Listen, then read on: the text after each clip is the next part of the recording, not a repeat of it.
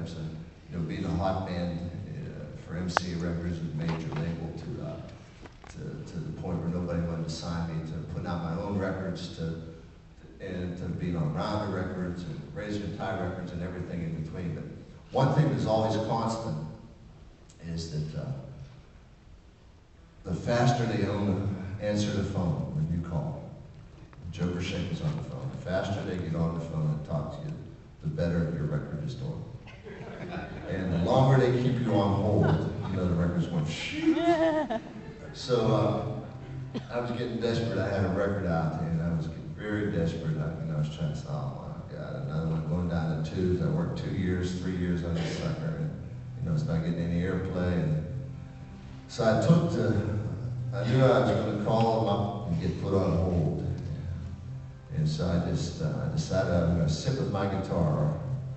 I was bound and determined to talk to them, so I would sit with my guitar until they got on the phone. And in that process, just sit there. Oh, that sounds pretty good. So I'm sitting there picking on the guitar doing this, and wrote probably the best love song I ever wrote in my life. I hated these freaking guys who were on the phone. Hated them. Anyway, so I was telling my wife, the song's for you, baby. And it is, but she's not here tonight, so I can tell you how I wrote it. But anyways.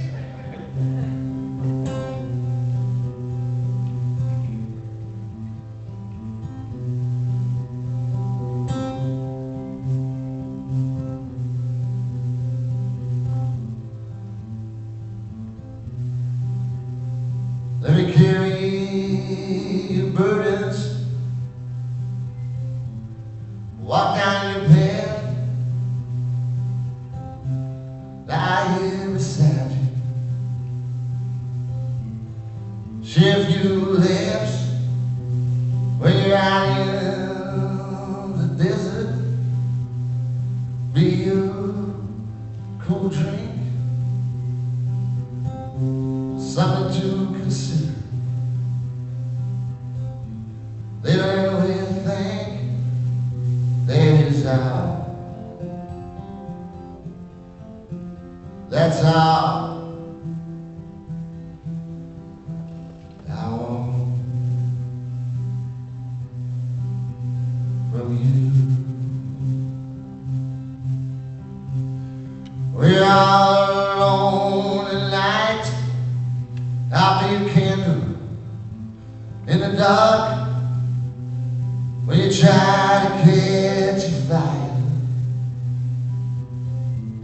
I'll be your spark, and when you get a little nervous, I'll get up and fix some tea.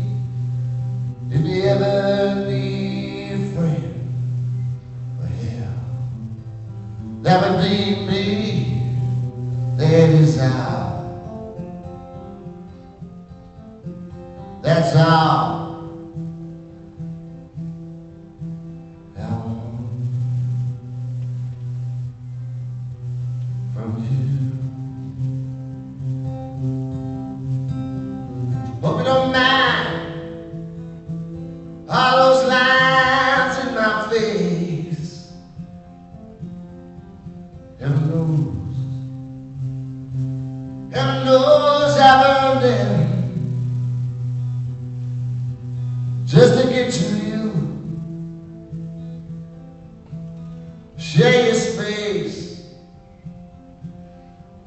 I crossed the bridges, oh, and I burned them.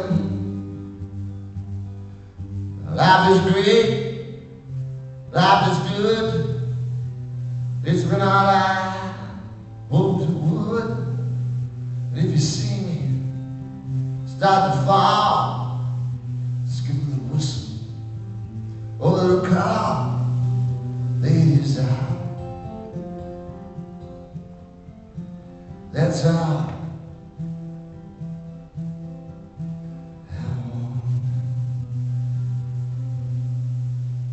from you.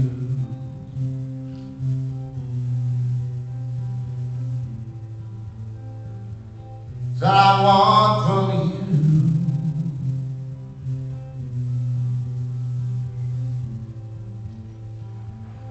'Cause I want from you.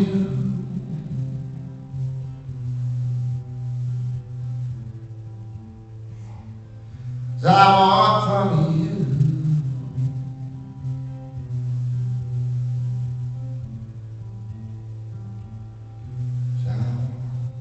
from you.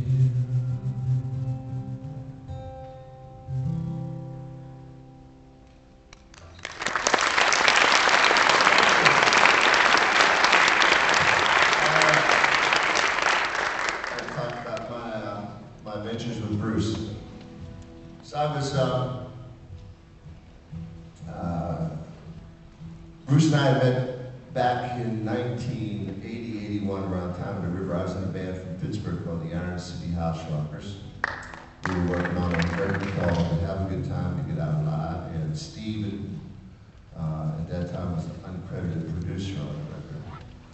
And Steven had told Bruce about the record we were making, and Bruce became a fan of that record and would champion that record in the press for us. And got to talk to him through the years. I went to see him play. He came to New Jersey. When I would go to New Jersey, he'd sit in with us. And we were about the same age. I was playing the same bars, songs in Pittsburgh that he was playing in New Jersey. You know, same socioeconomic background, and we just hit it off. You know, I meet people sometimes. We just have like an instant connection with them. We became pretty good friends.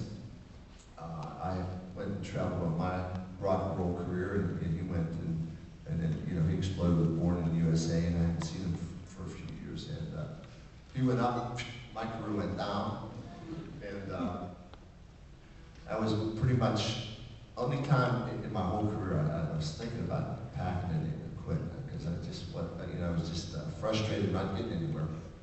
And my wife again, bless her, suggested that I call Bruce Springsteen and ask him to sing on a song. So this is the era when Bruce had the Lucky Town Band. He was playing with the E Street Band. So I make a long story short, but John Landau's office said, yeah, you know, Bruce would be happy to work on a record with you, do one song. He's going to play guitar on one song, and you know, get back to you when the tour is done. So I think that was like I don't know, December, and went the whole way around the next year till October. And by this time, I was doing a gig one night, an acoustic gig, in a freaking Mexican restaurant. Nobody cared what I was playing. I didn't play many cover songs, so they were even less interested in what I was playing.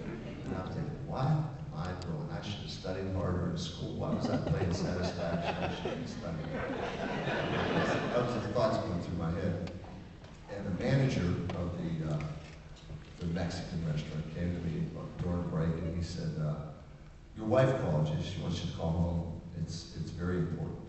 And so I get on the phone, I call him. She said, Bruce just called you.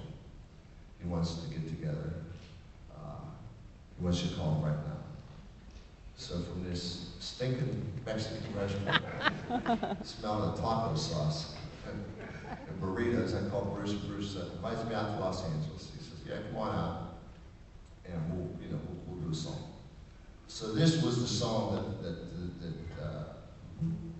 got me started with Bruce Springsteen. This is the first song we recorded together, and I like to think that this song sort of cemented our working relationship. Actually, and this song took me so freaking long to write this song, that I was smoking 2 packs a day when I started writing this song. It's called Chain Smoking. I was a 2-pack-a-day Marlboro guy. It took me so freaking long to write this song. By the time I was done writing it, I'd been smoke-free for 6 months.